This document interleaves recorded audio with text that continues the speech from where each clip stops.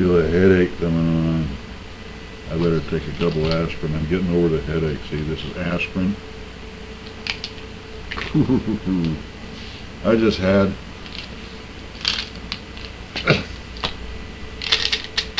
what I would call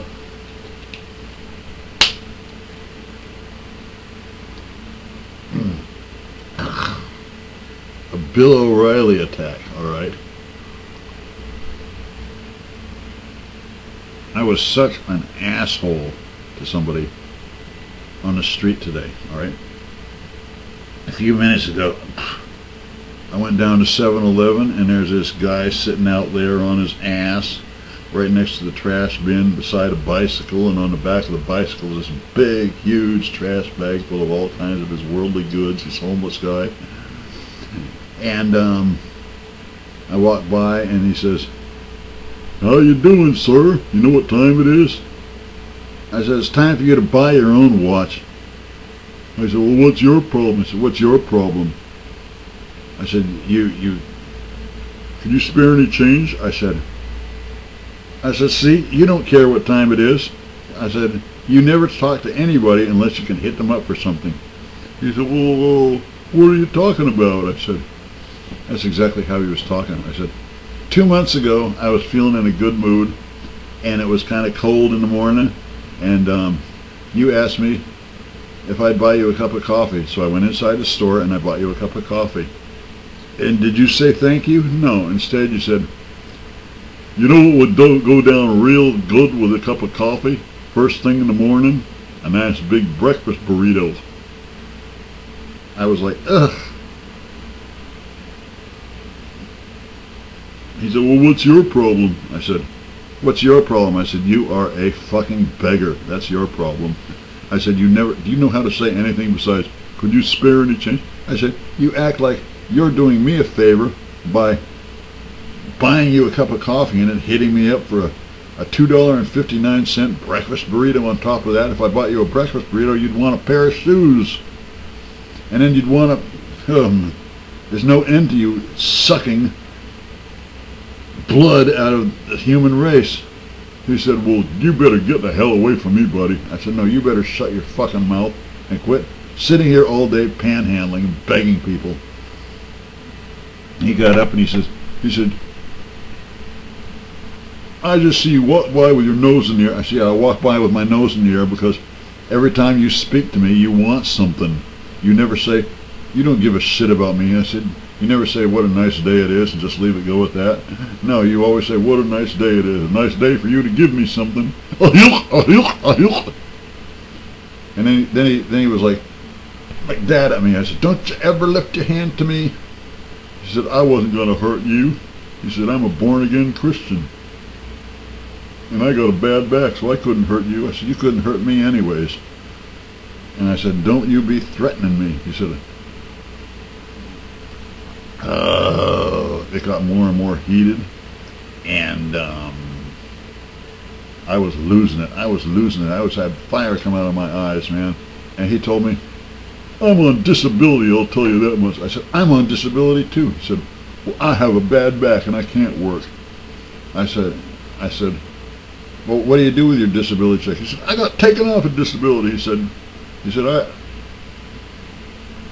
I was, the damn pigs, he said, they gave me a damn ticket for camping out on the beach with an open container. I said, he said, "When I got out of jail, I was cut off of disability." I said, "Then reapply again if you still got the bad back." Oh man, this guy had nothing but excuses, okay? If he has a bad back, why is he riding that big heavy bicycle, okay? And he said that, "I have a terminal illness, you know, I am a dying man." I said, "What is your terminal illness?" He said, "I got cancer of the liver." I said, "I have a terminal illness too, and I take polycythemia vera. I have polycythemia vera and I take hydroxyurea." I said, "Here you are with cancer of the liver and you're sitting on the beach getting drunk on beer?" I said, "How's that going to help your your liver cancer. He says, well, I have to drink because it's the only thing that kills the pain in my bad back. Ah, man, what, he just, he said, and I'll have you know that I had a job 5 years ago that paid $176,000 a year, and I owned a house, a big house. I said, well, whoopee shit.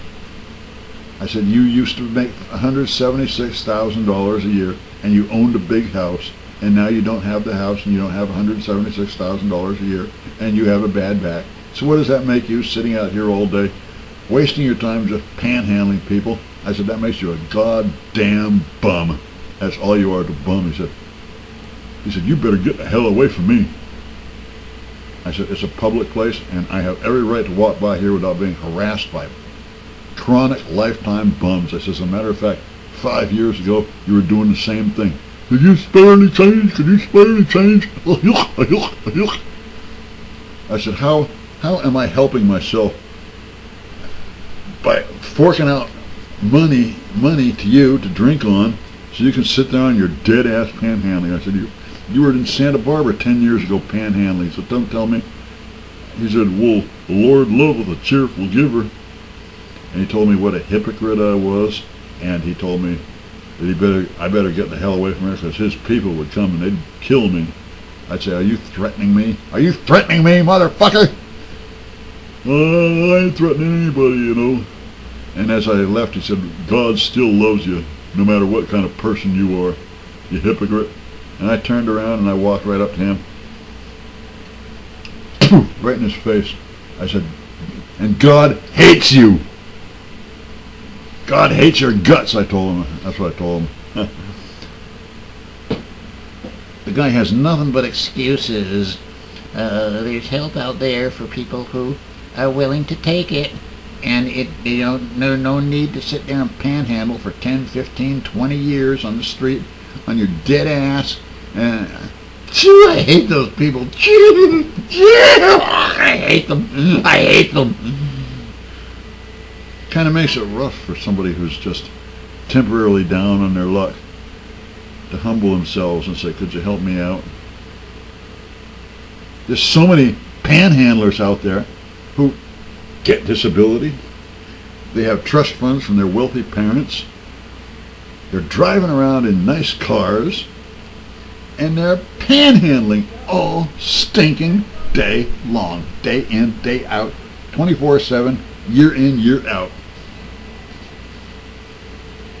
So maybe I was harsh in telling the guy that God hates his guts, but I could care less. And yes, I do act like this in public sometimes, and am I ashamed of it? Well, I wish I didn't act like that, but I wish these scumbags would not get in my face chronically, constantly asking me for, can you spare any change, buddy?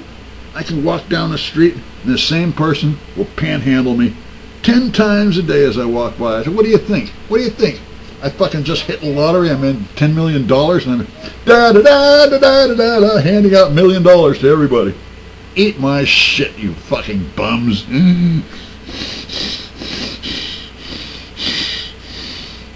I better take an aspirin. Did I take some aspirin already? I better take some more.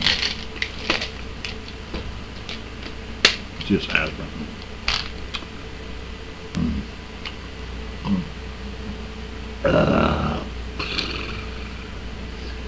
I'll be all right. I'll be all right. Thank you.